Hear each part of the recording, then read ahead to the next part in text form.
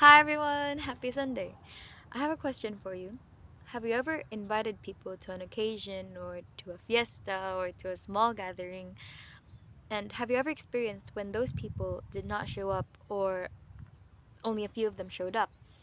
So, before that, I'm going to tell you the parable of the wedding feast.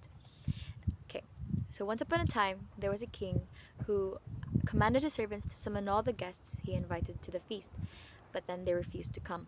He tried again the second time, and yet again, those invited guests ignored his invitation, and even some were hostile towards him. And so he tried again the third time.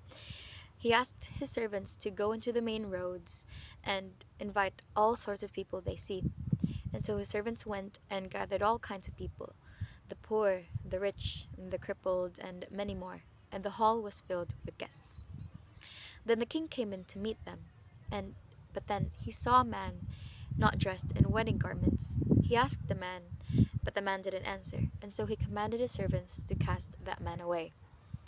In the gospel, Jesus tells us that the kingdom of heaven is similar to the parable of the king who gave his son a wedding feast.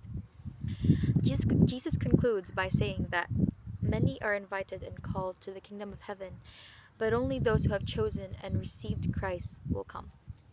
And that made me think of my question earlier about that people, when you invite people and not them showing up, I think that's completely normal because those who do means that they truly listen to your call, that they truly listen to your invitation.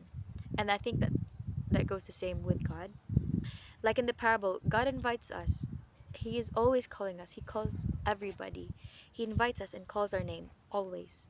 We can all hear it, but only a few of us listens. Some and only some responds. Many are called and invited into the kingdom of heaven, but none are able to come on their own. So I tell you that God is always inviting you and that God is always calling your name.